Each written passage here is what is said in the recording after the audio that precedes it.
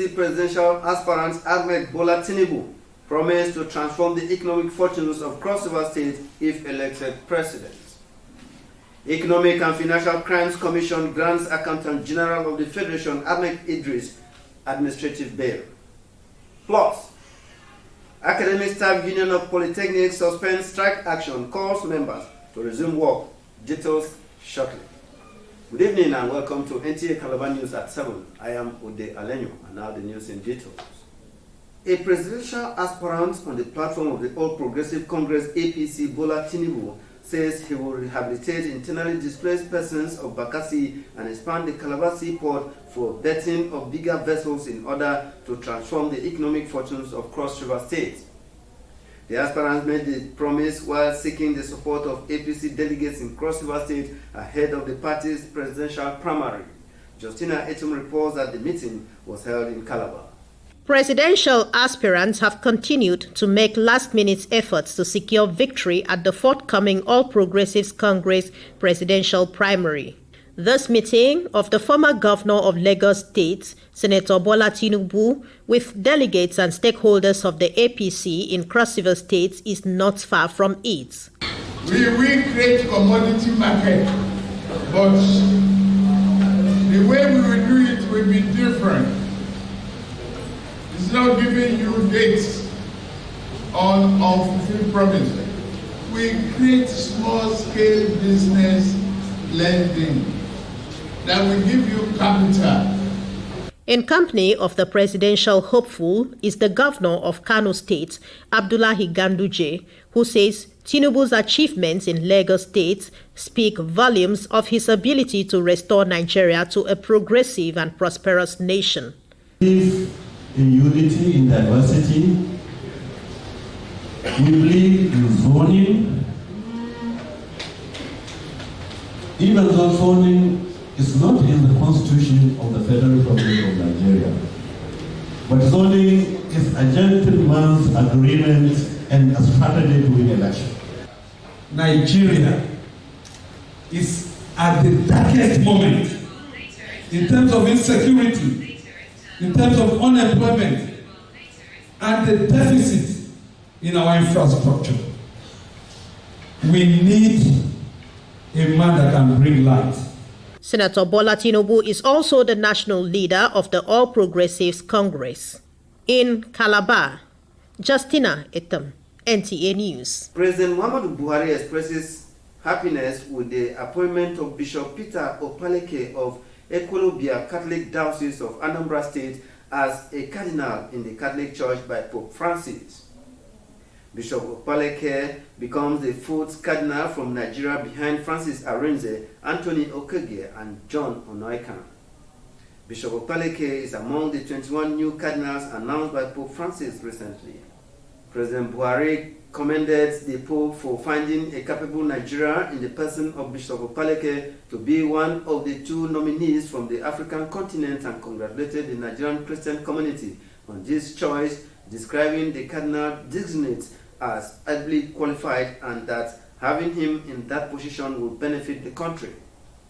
According to the statement signed by the Senior Special Assistant to the President on Media and Publicity, Garba Shehu, the President also commended the commitment of the Catholic Church to the unity, peace, and progress of Nigerian state.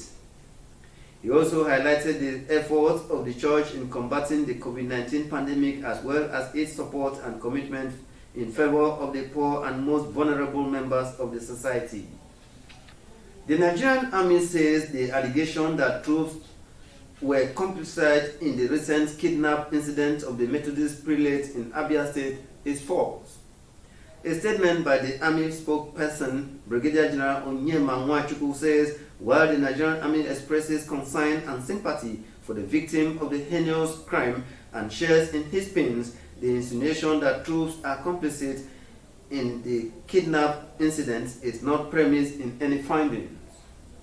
The statement adds that given the state of insecurity in the region, the question would be, was the issue reported to the unit covering the area?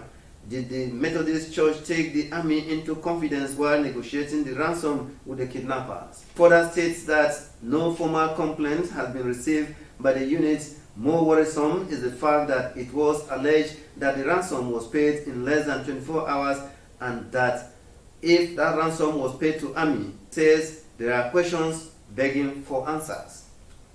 The Army adds that the unit has not received any brief from the prelates or the Methodist Church.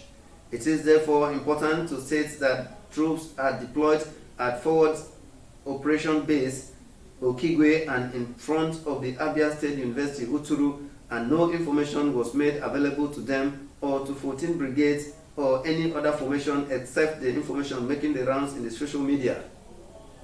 While adding that troops deployment in the Nigerian Army is not done with consideration for ethnic affiliation. Anambra State Governor Professor Chukwuma Soludo has received in audience members of the Muslim community in the state. He reassures them of their safety, promising to partner with well-meaning and development-oriented individuals irrespective of religious or ethnic affiliations to move the state forward economically. Nta Calabar has details. Members of the delegation were at the government house to show solidarity to Governor Soludo's strategic approach to solving security challenges in the state. The delegation noted that the state had been peaceful until the recent upsurge of criminal activities by some misguided elements, adding that Muslim community in the state are glad as the governor has shown firm resolve to tackle the issue headlong, while pledging to continue to support his administration. Responding, Governor Soludo emphasized that Anambra people are accommodating and peace-loving, reassuring that the current insecurity in the state is being addressed and very soon peace will return to the state. He charged members of the Muslim community to remain law-abiding and synergize with him to build a livable and prosperous homeland where anybody can live and do business. From the government house, Oka, Nta Calabar, NTA News. Governor Dom Emmanuel has called on security agencies to clamp down on those who use the social media to perpetuate mischief and falsehood.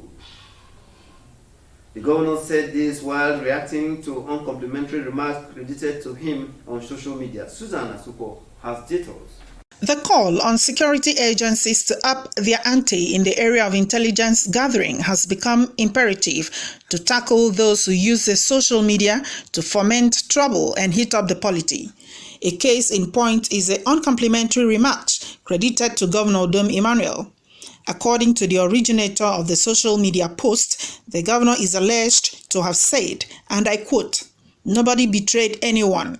If PDP wanted a southern president, it wouldn't be a talkative." End of quote. Reacting to this, after his return from Abuja, the governor describes the post as false and an act that should not be tolerated, adding that it is not in his character to say a thing like that. It's not in my character to make such statements, and I want to believe this time around the law enforcement agents will know what to do. I mean, because if some of these things are not put in check, people will cause a whole lot of confusion. Can you imagine after somebody had listened to what I said and went back to say something else? I think that's a total defamation. That's against, it's as if there's no law in the land. It will be recalled that Governor Dom Emmanuel, who returned to Akwa Ibom State on Tuesday after the PDP presidential primaries, had called on party members to join hands to ensure that the presidential candidate of the PDP emerges winner of the presidential election in 2023. In Uyo, Susan Asukwo, NTA News. The Economic and Financial Crimes Commission (EFCC) has granted administrative bail to the suspended Accountant General of the Federation, Ahmed Idris.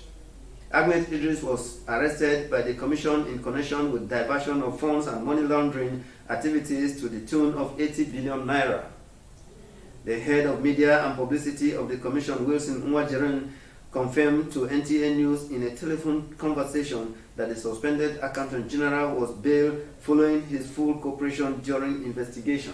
The Federal High Court sitting in Abuja has ordered the interim forfeiture of Nok University, which is based in Kaduna.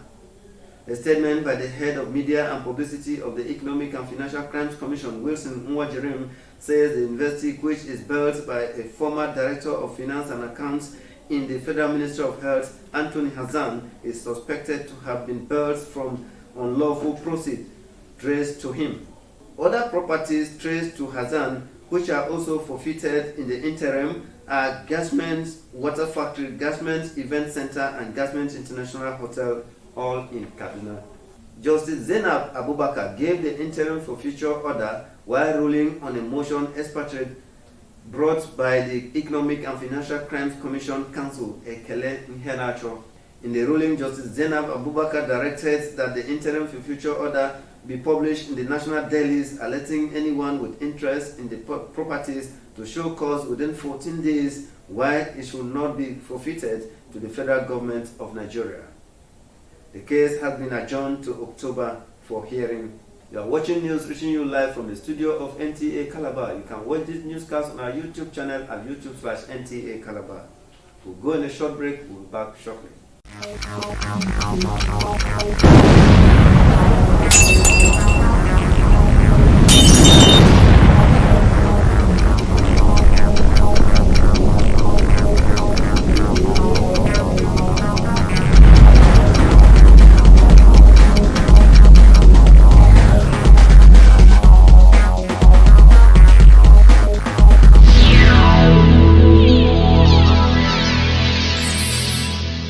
The National Youth Service Corps Crossover State Secretariat has been accredited to undertake NYSC online registration of eligible prospective corps members beginning from 2022 Batch B service year.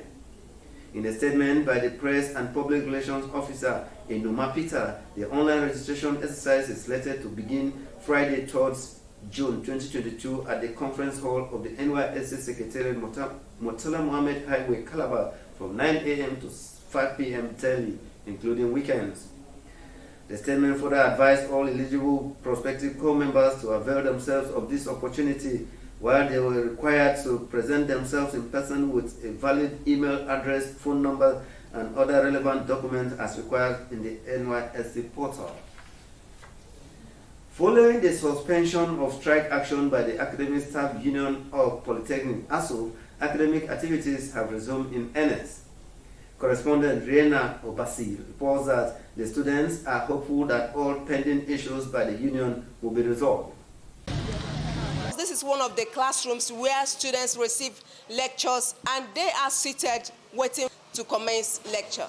Let's find out from some of them how they feel now that the strike is over. Very excited. That's why a student is everywhere and everywhere is booming, and we are very, very happy like this. So much happy because I can't afford to be staying at home. Longer years we have stayed in school. It's really affecting us. We've lost a lot, and with this, I'm expecting a rush from our lecturers.